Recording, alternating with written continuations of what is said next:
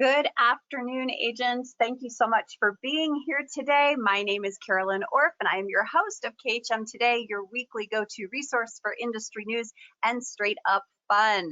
So I hope everyone enjoyed the holiday week. It was a little strange not being with you last week as we celebrated Independence Day, but we are excited to be back with you for the month of July. So, excuse me.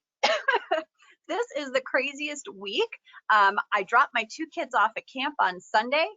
Matt is who knows where. We're going to find out at the end of the show. And Bill and Chantel are on celestial cruises right now, sailing with a ton of agents in the Greek Isles. So it is very lonely back here in the States. So I love my alone time, but I'm at my threshold where it's a little bit lonely. So poor Virginia Ann has been taking my texts and my calls and has been my buddy for the last week as everyone's been off and about having fun. So I don't know about you guys, but I am excited for the month of July to happen. We are just a little over a week away from the Olympic Games. So with that theme in mind, we are going for gold this month. So we are going to give you tips on how to take your business to the top of the podium. You like how we did that? And your first tip, and this is so fantastic, and a huge shout out to the team at KHM. We are now not only on YouTube, but we are also a podcast. So you can download and follow our show on your favorite podcast app. So do that today. I just started following this morning. So if you are unable to see the show each week, then you can listen to it at your leisure. So we're super excited about that. So without further ado, let's get started with our first guest. Please welcome Stephanie Lee. Make sure we change our slide here. See, I'm out of practice. There we go. Hello. Stephanie started Host Agency Reviews in 2012 after running her own host agency. The goal behind this site is to provide prospective agents with in-depth information to allow them to make the best decision when choosing a host agency. Welcome, Stephanie. Thank you. Good to be here, Carolyn. Very excited. Yes, it is. So before we get started, did you know this week you're sponsored by MSC Cruise Line? Cruises designed to enrich, delight, and create unforgettable experiences. Did you ever think? I didn't know. They didn't contact me about this. That's a KHM special for you right there. So I have known you for a few years, but I just happened to read, kind of the about us on the website, just a couple days ago in preparation for the show. And I had to kind of chuckle inside when I read the why behind Host Agency Reviews, because I remember 13 years ago when I got into the business. I found my first host agency like in a book, an actual book. It wasn't even online. So what's it been like for the last, however many years, 10 years, almost 10 years? Yeah, it'll be 10 years in a few months. So it's been just amazing. Like my goal was, I was really frustrated with, host agencies were just up and coming, and some people, like, they were looked down on a little bit by others in the industry that were more traditional and legacy agencies. But I like, as a younger person, thought host agencies were like the wave of the future, being able to be independent, like have your own brand, but be supported by someone, be able to work from anywhere and work remotely, but still get the higher commissions. Like, I was like, this is amazing. This is what's going to save our industry from aging out. And so I was so excited to be able to, I also was an educator prior to being in the travel industry. And so I love teaching people, like making sure I understand a topic really well and being able to break it down for people. Because part of the problem was when people were, you Google how to become a travel agency, and it was like the sketchiest sites would pull up on like, oh, you can travel the world for free and make $1 million. And it was like, I want, that doesn't help anybody if that's how we're selling it. We need them to be realistic about what's involved with selling travel. It's fun, but it's work. Right. So you do a survey each year, and that survey has gone out to agents, and yes, we want them to fill this out. I took it, and I thought it was really interesting. I thought some of the questions were interesting. So why is the survey important? How do the answers shape what you do moving forward in the next year? Yeah, it's not even just what we do with the data. So when we do the surveys, we ask a lot of questions. So we used to publish two surveys. We used to do two surveys a year. We did the fee survey and the income survey. So it would give everyone an idea of how much you could expect to make as an advisor if you were hosted or if you were independently accredited, if you were specializing in this, or if you were 3 years into the business versus 11 years. There's a lot of data for helping other agents benchmark. And then fees, like how many agents are charging fees? Is it going up? What are they charging for? How much are they charging it? So lots of data. We process it all and we push it all in reports out that go out for free to everybody. And the goal is for advisors, for you, there's a lot of benefits. Like number one, like the benchmarking that I mentioned, but there's also ASTA uses it for advocacy. They use some of the data from our past reports when they were filing against the no sale order. They've used it for figuring out the number of ICs when they're talking to your legislative reps. So there's the advocacy portion of it. There's the portion suppliers. A lot of suppliers look at our reports and depend on it for understanding the travel agency distribution channel. So how much does the average travel agent sell? Like, what's their income like? How many of them charge fees? We're actually just partnering with Royal Caribbean, and they're going to be pushing out this survey because they find the data so helpful, particularly about the hosted segment, because it's a harder segment to understand and to reach because it's a little more fragmented because the host is the intermediary between the ICs and the suppliers. So this year when I took it, I noticed some new questions. And I have to say, you guys, if you haven't taken the survey, take it. It's not that difficult. It doesn't take long. But I thought it was very entertaining as well because there were little quips in there that was like, yeah, like, oh, did you make more than you did last year? Like, yay for you if you did. Like, that's fantastic. Probably not the norm, but that's fantastic.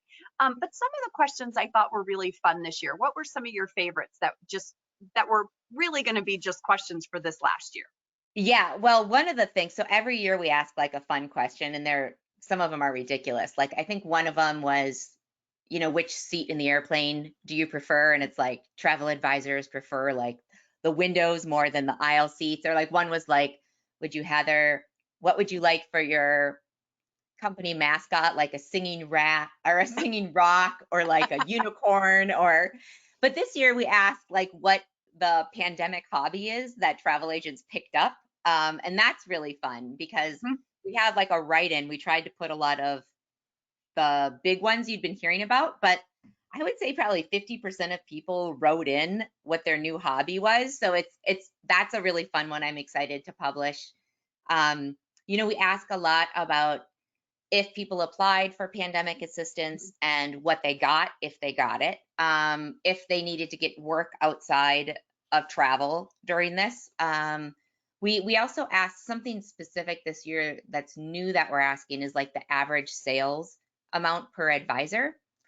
And we've never asked that before, but we have had suppliers reach out to us asking like, what's the average sales amount per advisor? And it's a very tough thing to say, but we're trying to gather some more data so we can push out more information about the travel agency distribution channel. Well, in that particular question, I find very interesting because you can have the same sales volume looking at two agents, and one can meet that sales volume with 60 clients, and another one might reach that same volume with 10. Yes. And that's a correlation that I think is really, really interesting to study.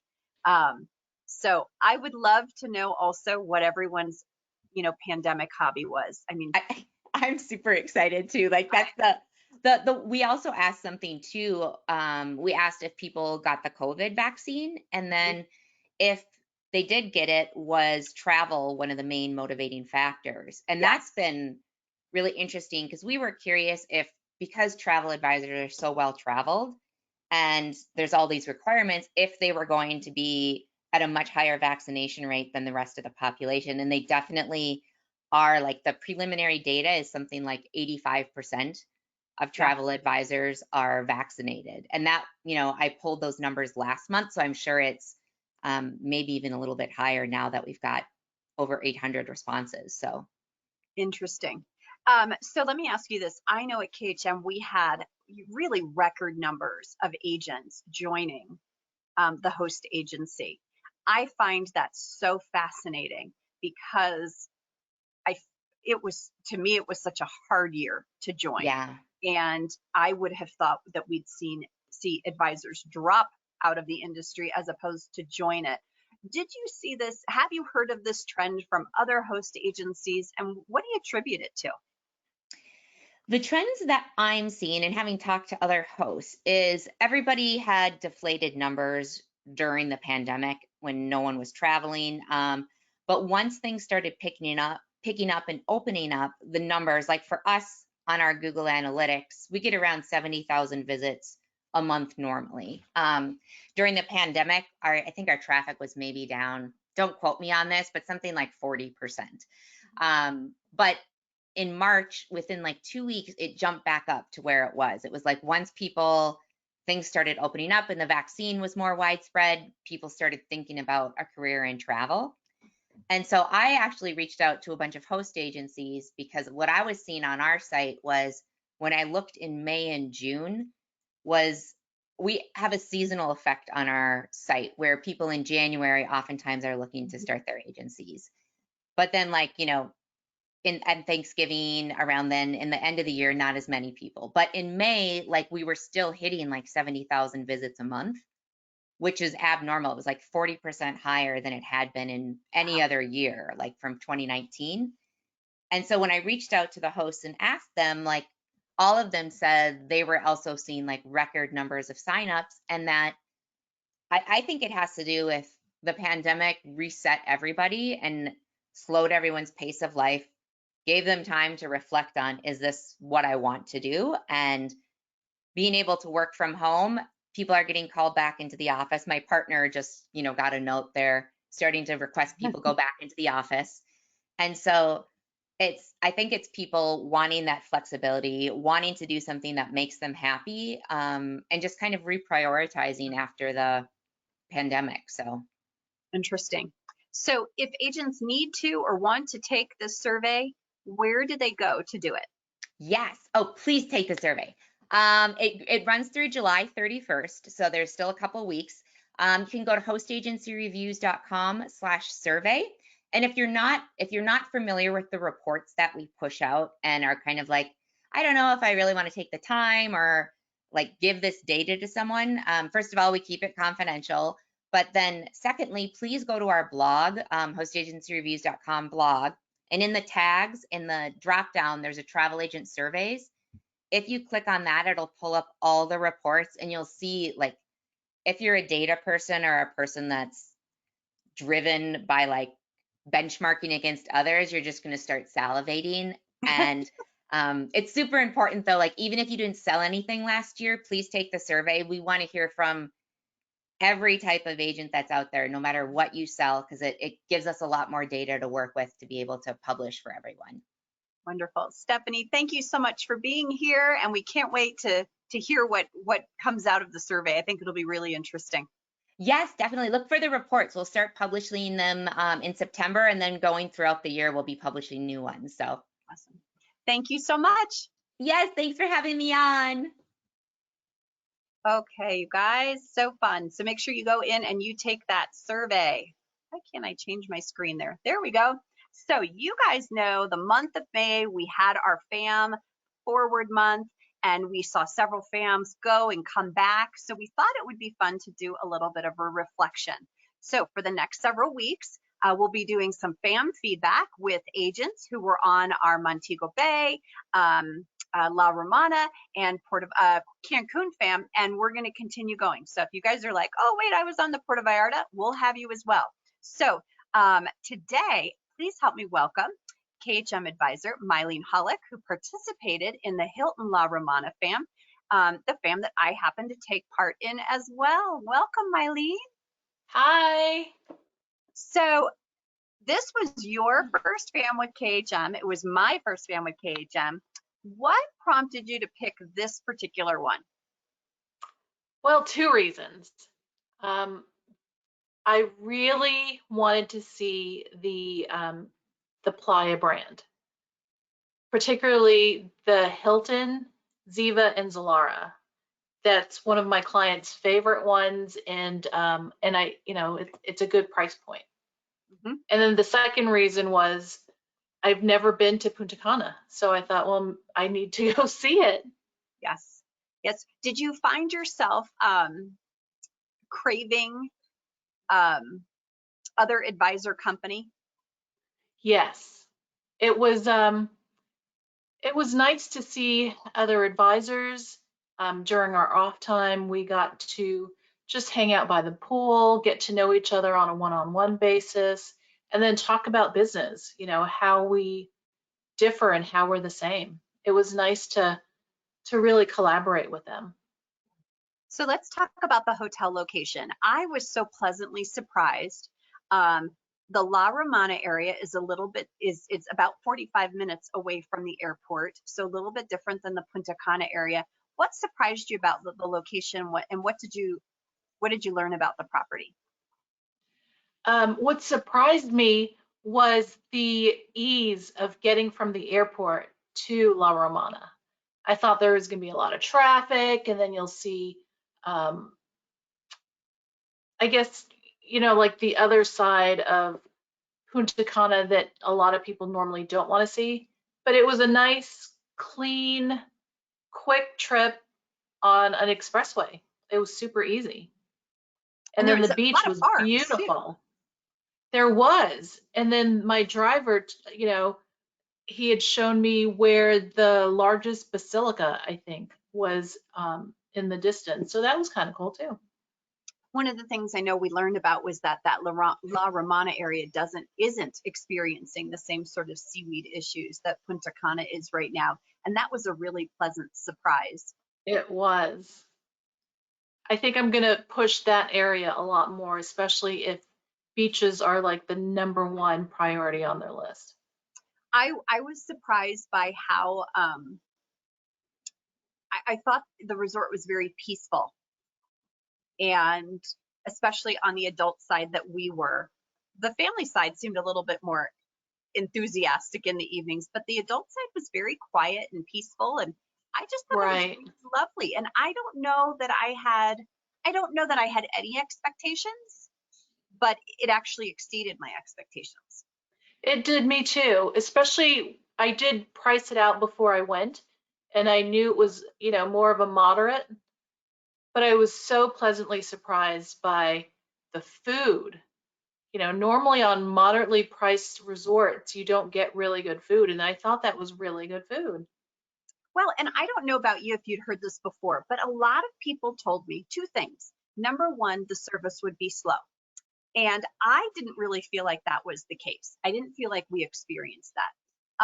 And number Yeah. two, I should prepare myself that the food's going to taste different.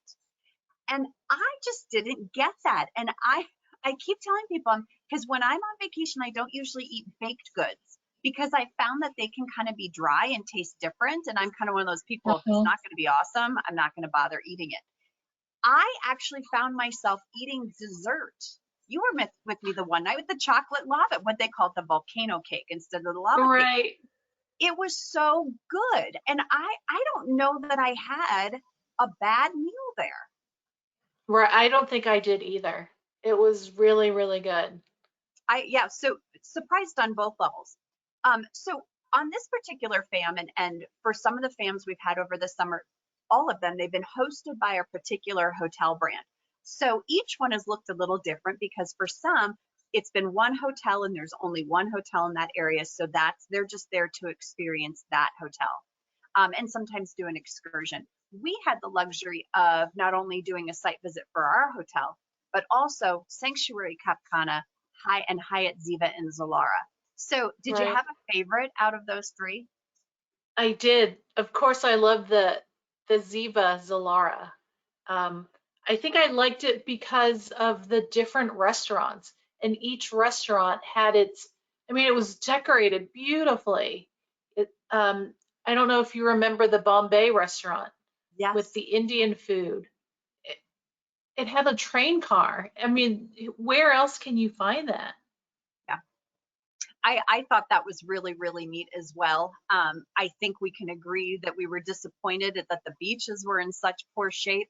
But if you're a Hmm. resort person, any of those Hmm. properties would have been amazing, and the Right. accommodations were lovely. So I don't know. I just was so pleasantly surprised by the whole experience. Coming from Denver, that area is, it's like it's so long, and it was an overnight flight. But I absolutely have to say that I think it was worth it. It was. I agree. Just the people, and of course, the folks that were on our fam, right? So, what sort of thing, like, what did it feel like? Because I don't know about you, but we've all been kind of isolated, even people you didn't know, but just seeing other advisors, was that overwhelming? No, it wasn't. I loved it. I loved being able to hug again and to enjoy ourselves, especially after this long year. Yeah. It was nice to see other advisors and kind of celebrate the opening of the world. Absolutely. And I think it was really neat to everyone was so happy to see one another. They wanted to have dinner, they wanted to talk about business. And Mhm. I thought it was really interesting, one of the comments you made. And before the show, we were talking, and Matt's where he is. And he was actually telling me before you got on that a lot of his clientele is new. And you had expressed that as well, that you were Right. struggling with trying to figure out how to get your existing clientele back to booking. Has that changed at all since I've seen you in the last month? It has, thankfully. People are starting to email. Um, I do send out the KHM waves every month. So people are starting to email back and say, I think we're ready to start looking and traveling next year. That's awesome. But like Matt, a lot of my business is new business, new people. And I'm thankful that, I have them. Yeah. It's an interesting learning curve. We were laughing. We said, gosh, you just have to, there's a few extra steps that, if we've all been out of the ball game for a while now, that you're like, okay, I got to Oh remember to tell gosh. them. I got to tell them this. And I find myself, I feel like almost over communicating right now, and trying to cover all my bases. So Yeah. to me, I'm a little sloppy right now. I can't wait till I get to I tighten really need things to up a get little that bit. checklist out again, Yes, yes, making that's sure that exactly it. each person gets touched when they need to be touched. Yep. So before I let you go, do you have any advice for agents who are thinking about doing a FAM or not sure if they're going to get their return on investment? Um, what's your advice for finding the best one that's going to give them most bang for their buck? So I've been with KHM for almost 6 years, and I'm sad to say this was my first FAM with KHM. Um, don't wait that long. I think it really helps your business. People want to see you traveling. They want to see you as the expert. And as far as choosing a FAM, think about who your clients are and what you want to be able to see so you can tell each client, I've personally been there. This is what it is, and they're not going to get that from an online booking agent. Right. Wonderful. Thank you, thank you, thank you for being here. Oh, I do have to say before I let you go, we had both had, we were talking about on the FAM how best to capture information. You were Oh using yeah. Evernote, and I said, "Ooh, I got to tell you this." So shout out to Keisha Lazari. You were on, I think, our first episode with FAM, prepping for your FAM, and she shared with us how to take notes in your phone. And Keisha, I have to tell you, I actually did it, and I loved it. If I can find my notes here, look at this. Oops, got other stuff in there too, but I've got all of my notes for the hotels with pictures attached, Keisha. So thank you. You taught me. I didn't have to carry an enormous purse around with a notebook and have notes that I'm never going to look at again. I have referenced this more times than you can imagine. So thank you, thank you, thank you for that tip. And I think, Mylene, did you switch over? Or did you continue to do the same thing, but just in Evernote? Nope, I switched over to Notes. Now I don't need two separate apps. Yay! So see, Yeah, we it learn was something new awesome. here every day. And let me tell you, if it's hard to break me into a new routine, I am a creature of habit. I eat the same things every day except for dinner. I am very routine oriented. So for me to go this route really says a lot. So thanks, Keisha, so much for your thoughts. All right, Mylene, I hope to see you soon. Oh, I have the clue. Oh, that's right. Don't let me forget. Where in the world is Matt? So clue number 1 is it's home to the most popular museum in the world. Okay. It's not Okay, Denver, guys. All right. Thanks, Mylene. you're welcome. Bye. Oh, you guys, so good to see. We had such a good time on that, fam, and I learned so much from everyone. Why can't I move forward? There we are.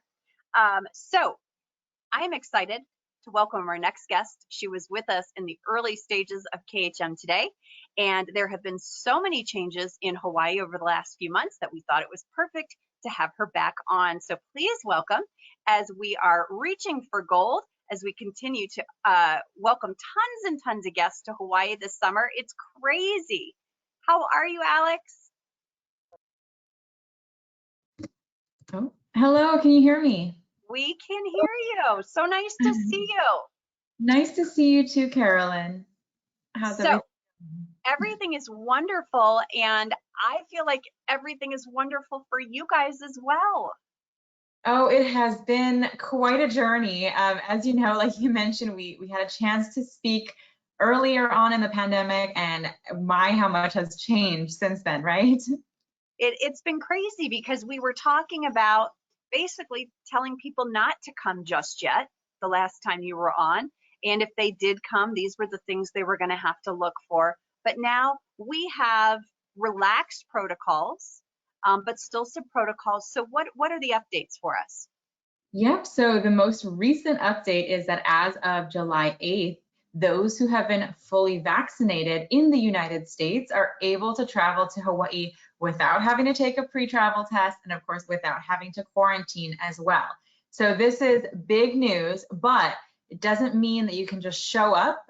You have to still create an online account at the Safe Travels website, travel.hawaii.gov, and upload your vaccination card or proof of vaccination onto that website. Additionally, you still need to bring your original copy of your vaccination card with you to Hawaii as well.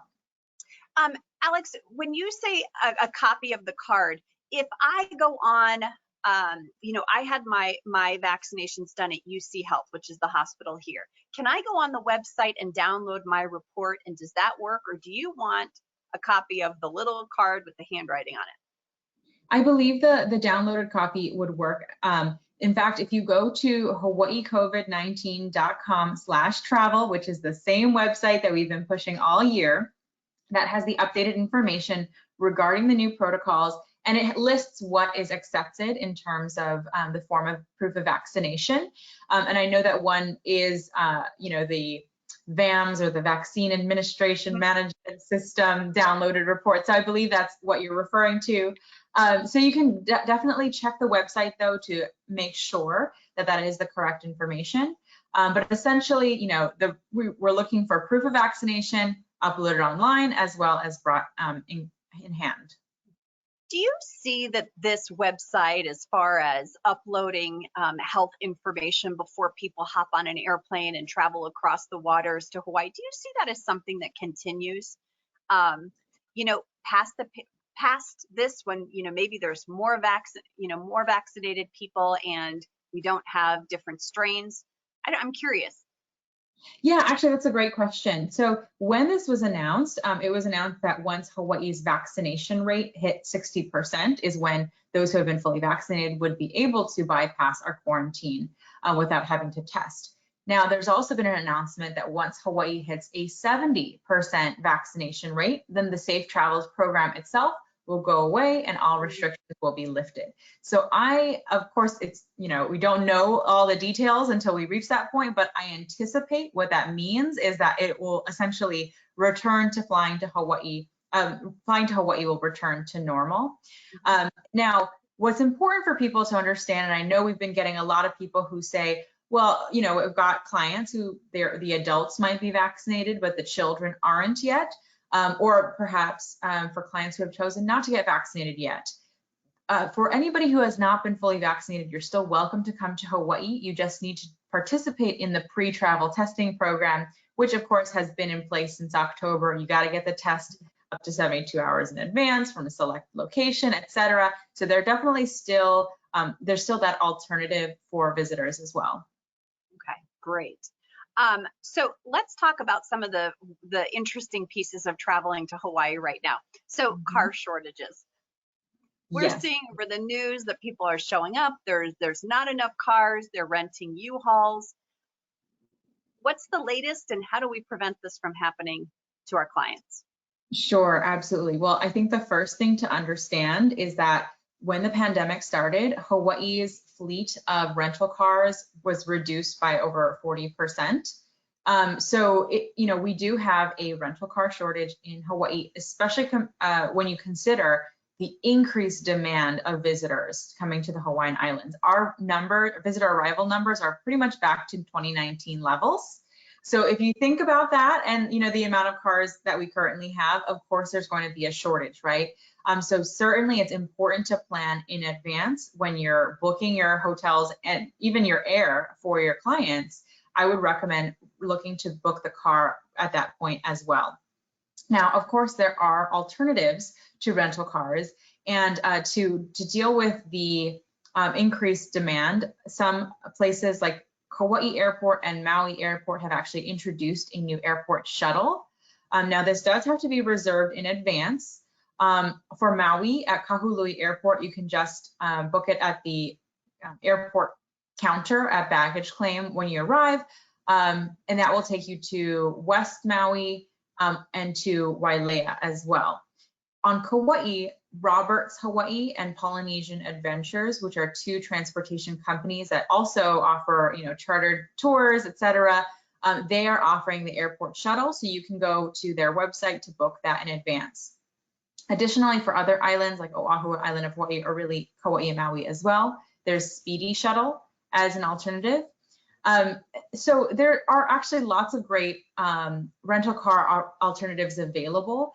And one tip that I'll share with travel advisors is if you go to the Hawaii Tourism Authority website, hawaiitourismauthority.org, there's actually a wonderful resource there with an entire list of ground transportation alternatives for each island.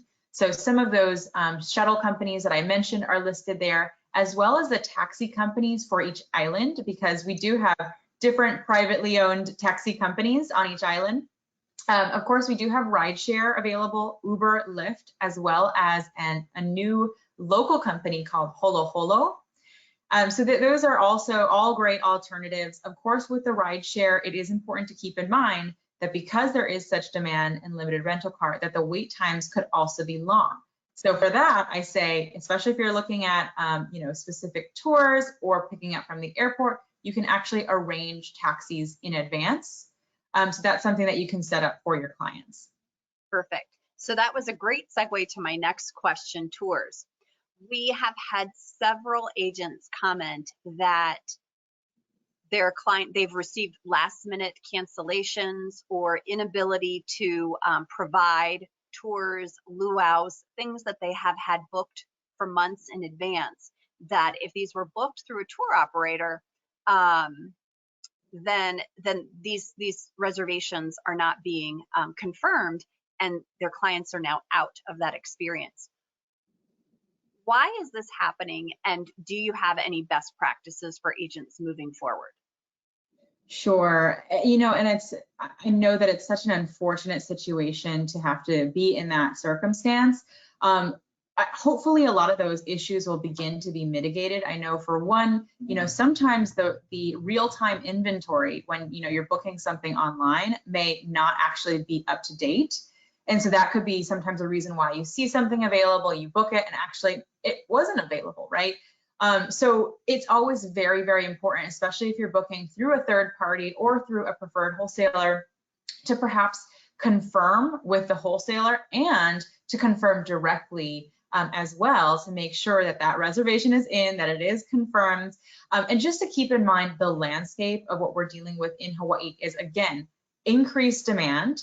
And at the same time, we still have limited capacity for, a lot of different things such as luau's, et cetera. But even without the capacity restrictions, we've got a lot of staff coming back after months of being unemployed, right? And a lot of these staff may be new. Maybe they're just being trained. Maybe the tour operators or businesses have not been able to rehire to the levels that they were at, prior to the pandemic. So there's all sorts of different things going on. And of course, this is happening not only in Hawaii, but in destinations all over the world, right? So this is why, kind of the reason behind a lot of what's been going on. But you as a travel advisor, if you kind of understand this landscape, if you say, okay, I'm gonna, take that in stride, but do what I can to make sure that, everything is confirmed, I think that's the best route to move with. Absolutely. So patience, flexibility, and I feel like as an advisor, I have to check and triple check everything. And I found myself having to be very, very creative when coming up with ways to communicate with hotels. Because as you said, right, the hotel might be open, but they're working on a shorter staff. And so emails might not be responded to the way they usually are. So I've had to get a little creative with how I reach out to people.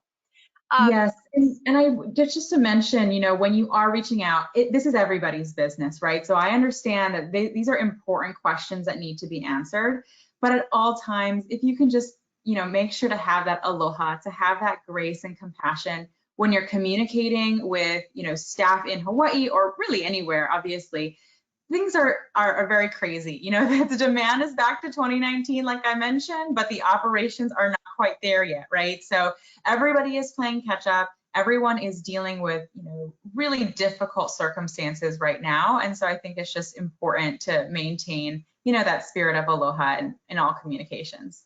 Absolutely. I'm going to steal that phrase. The spirit of aloha. Sure. It doesn't matter where you're going, maintain the spirit of aloha. Thank you for that. Yeah. Is there anything else that we should know about traveling to Hawaii right now as far as managing our clients' expectations, or things that we might not have done before, but we absolutely want to make sure that we do now? Yeah, I think this is actually a wonderful time to really have that conversation with your clients, then not only manage expectations of, this time with, staff shortages, et cetera, supply shortages, like I mentioned, but also just to kind of reframe what it means to travel to a place. In Hawaii, we're really focused on destination management right now because we saw prior to the pandemic that a lot of areas were starting to become oversaturated, and we did not want to deal with, these over-tourism concerns that a lot of our residents have.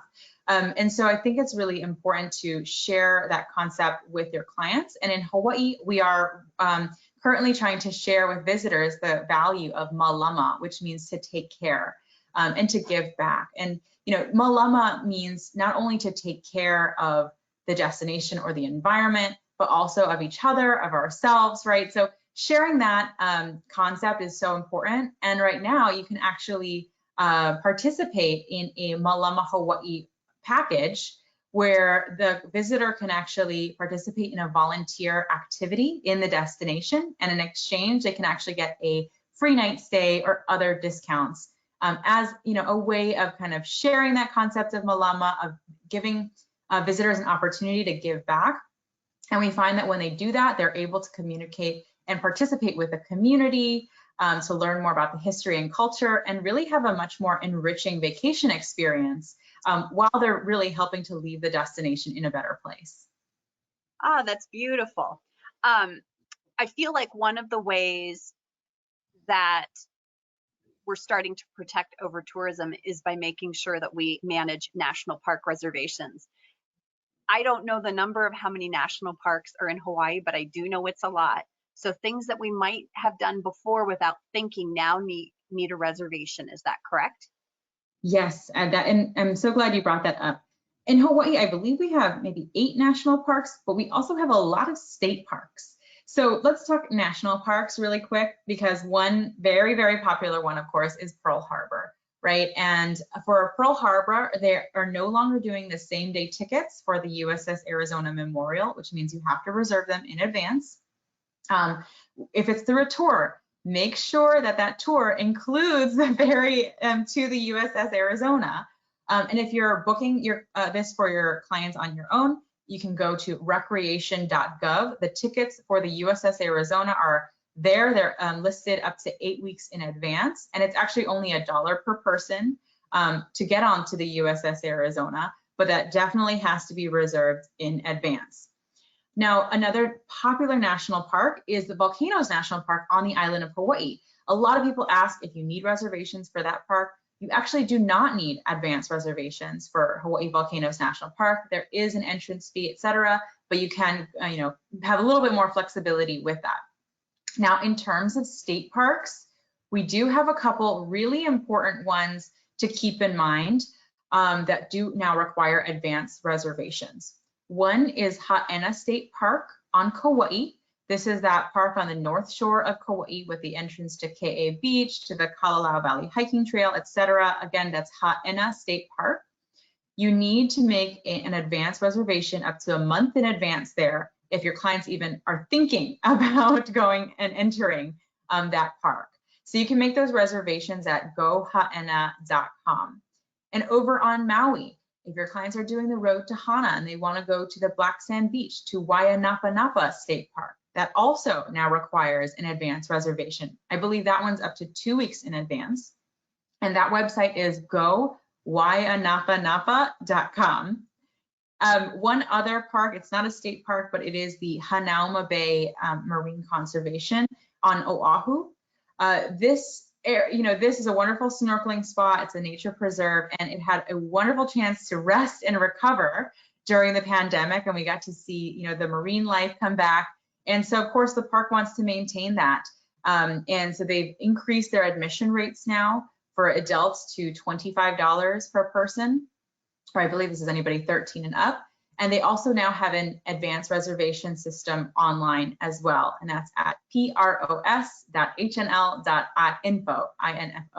So I know there were a lot of links, a lot of things to know, but these are important things that you as a travel advisor need to keep in mind and share with your clients, and that's the expertise that you provide to them. Awesome. And Alex, if you don't mind, we'll get those websites out to everyone, because I know that we've got a couple of questions asking for repeats. So we'll just make sure, because we could spell them. I was the whole time, I was like, that's a lot of vowels. I don't know if someone's going to be able to. Yeah. Yes, it's a bit tricky. Right. Before I let you go, I do want to ask you one question. I want to go back to Pearl Harbor real quick, because when we were talking before the show, this was one of those things that for years, right, I was booking tours. And can you explain the process for that? I mean, it's literally $1 to do Pearl Harbor without the audio tour. And I think I booked the tickets 30 days in advance. Really, with a tour that you're purchasing through a supplier, you're paying for transportation. You're not actually paying for Pearl Harbor. How does it work though? Because a tour operator can't go in and book 30 tickets per day, correct? Or can they? Are they doing same day? No, I believe they actually have a separate, contract or negotiation with the park. And so they believe they probably have a certain number of tickets that they are allocated. Okay. And, during the pandemic, like a lot of the big tour buses, they were not able to operate to Pearl Harbor. So again, just double check. But, speaking of those tours, you can certainly do the USS Arizona and Pearl Harbor, for just $1 to get to USS Arizona, right? So what do these tours provide? Yes, they provide transportation. Sometimes they actually do sightseeing in other areas, like in downtown Honolulu on the way there or on the way back. Some also include admission to the other parts of Pearl Harbor National Historic Parks, because keep in mind, it's not just the USS Arizona. Mm-hmm. Of course, admission or entrance into the park is free. There's also the visitor center, but there's also the Battleship Missouri, the Mighty Mo. There's the USS Bowfin Submarine. There's the Pacific Aviation Museum. So sometimes the tours will actually combine, all the different things that you can do and see an include admission, include, a guide, etc. So if that's the inclusive experience that your clients are looking for, then a tour probably makes sense, right? But it's good to consider all the options and to really understand what might be best for your clients. I would love, if you have one, a great resource that breaks it all down, because I don't know that the national parks does such a great job of it. I find it a little confusing. So if you've got a resource that breaks that down, we would love to have it. I'm not sure if I have one off the top of my head, but I can certainly provide a few links for you, and then you can share that out later on. Perfect. Thank you so much for being here. Do you have our second clue today for where in the world is Matt? Absolutely. All right. So first off, I want to say mahalo. Thank you so much for having me again. And our second clue is Julius Caesar conquered this destination in 51 BC. All right. Thank you so much for being here, Alex. It was wonderful. Thank you. Mahalo and aloha. All right, you guys, where could Matt be? Well, we're going to find out after we make our third clue. So our third clue is a drink called the Kir Royale.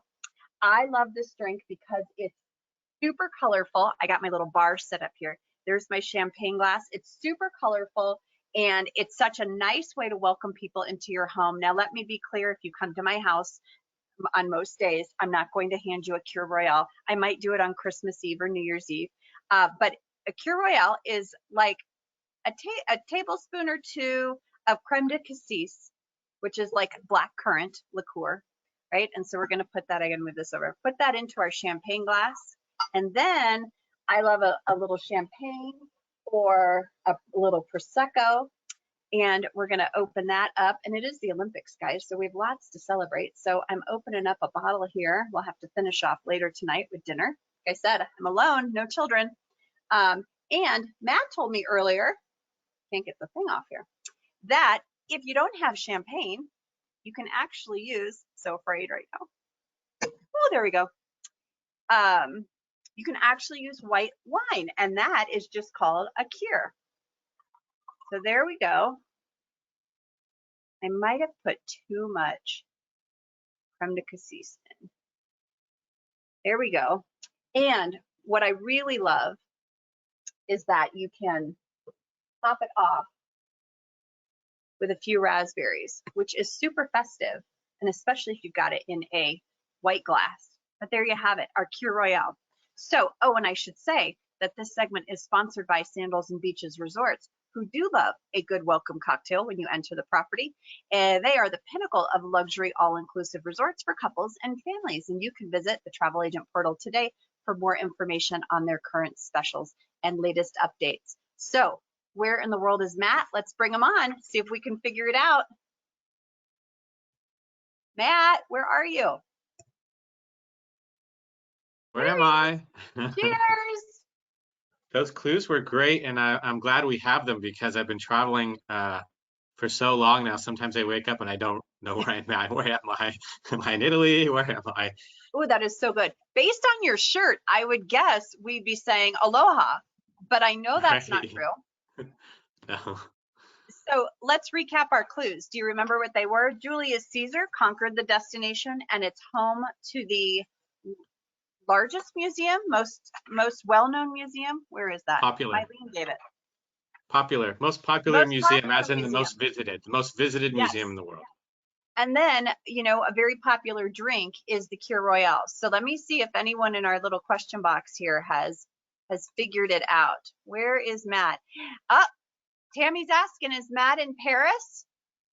Gail, one of my favorite drinks from France, and it's Bastille Day. Matt, where are you? I'm in Paris, yes. Or Bastille Day, and it is Bastille Day. So it's Yes. a little ruckus over here. Hard to get a good dinner because all the nice places are closed, but the bars are open, so you can go to a bar and get a burger. So that's what I had for dinner tonight. But there's going to be, they already did the parade earlier. That is a huge event. It's a big show of force of their military, and jets fly over, and there's a bunch of officers and military folk out walking the parade. It's a really cool event. And then well, right after this, because in about an hour my time, is when they do the fireworks. And that'll be done outside near the Eiffel Tower, which should be pretty scenic. Should be some pretty, if I can get a good photo, that would be some pretty awesome photos. Yeah, yeah. So it's so interesting because Dorothy here says, oh, you're in Rome, which you were just in Rome last week. Yeah, I was in Rome last week, and I kept waking up in the morning thinking I was in Paris already, but I went like, am I in Italy still, or did I go? I don't know. I'm getting a little disoriented with all the movement. I bet. Is the Eiffel Tower operating right now? It is. I'm going to As do far a as tours, tour. it's always there, but Yeah. can we visit it? Yeah, absolutely. I'm going to do a tour myself on Friday. I'm going to go to the top. I have a friend joining me now, and he's never been to France before, so I thought that would be a good event for him. Tomorrow, we're doing something I've never done before that I'm really excited about. We're going to go do some champagne tasting in Champagne. Wonderful. Oh, how fun. So make sure you take some videos so we can post it. For sure. And will you have a chance to go to Versailles as well? I want to. And I haven't, that's another place I haven't been. So I do want to go to the Palace of Versailles because I haven't been there. So we just need to see if we have time, perhaps on Saturday or Sunday. I need to check the hours and see. I haven't checked the latest rules on how it works over there. I believe it's open, but I want to double check and make sure. So one of my we'll favorite things is just to go sit in the gardens there. I could sit there for hours. Forget the house, but the gardens is they're fantastic. Will you make your way to the Louvre? I think so. I've been before, but my friend hasn't, and he definitely wants to go. And I wouldn't mind. I mean, it's been 16 years since I went to the Louvre, so I would love to go. Some of my favorite pieces, obviously, the Mona Lisa. But if you ever took an Art 101 class, like in college, you learn about all these things, and you see them in books. And I remember doing that, and I remember choosing a painting that I had to do a talk on and what everything meant in it. And it was called The Wrath of Medusa, if you're familiar with the painting. And I had no idea where it was located. I don't remember. But my first time through the Louvre, I was walking and I looked and there was The Wrath of Medusa. And it was huge. It's like the size of a wall, which I had no idea when you just see the little picture in the book. But it was so incredible. I was like, wow, this is so cool. That's when I really appreciated art a little bit more, the history of it, at least. So there is a tour that you can do. It's a little bit like a scavenger hunt for children. And that's the tour I want to do next time. With or without my kids in tow, I just feel like that would be a really cool experience to kind of, because the adult tours can be a little bit dry, very informative, but dry. I just feel like I'd love to see it from a kid's perspective and how they go about sharing with them the appreciation for some of these works of art. So if you can get on a scavenger hunt, please do, and let me know how it is. Cool. I didn't even know they did that. I'll have to look it out. Yeah. Well, we're so happy that you're having fun. When do you come stateside again? I'll be back July 20th. So next Tuesday. Yeah. Next Tuesday. All right. Well, we'll look forward to seeing you on Wednesday when you're on the show. Absolutely. Yeah. So here, these pictures, we didn't talk about. So obviously the Eiffel Tower, then that's the Arc de Triomphe over there. And those I took just before the pandemic happened. So awesome. Matt, so good to see you. You're not in the Aloha State. You're actually in Paris, France. We're so I can't wait to go to the Aloha State. It's been a couple of years. I've got family out there I want to visit. So hopefully I can get out there either by the end of the year, at least early next year at the latest. I have to go. Awesome. Well, you guys, thanks so much for being here today, Matt. You guys had some great questions, and I am going to email all of you with the answers and the updates on those because I know there was a lot of information shared today. We want to thank our show sponsors, Apple Leisure Group, and all of our segment sponsors today, and of course our special guests Stephanie Lee and Alex Roth from Hawaii's Visitors and Conventions Bureau. That is such a mouthful. So as a reminder, you guys can find these shows on YouTube and of course our new podcast. So yay, make sure you follow that. And we'll see you here next week, same time, same bat channel, where Princess Cruise Line will be here. John Chernesky is going to be here, and that's going to be a fantastic conversation as well. So take care, everyone. Matt, be safe flying home, and we'll see you all soon. Au revoir.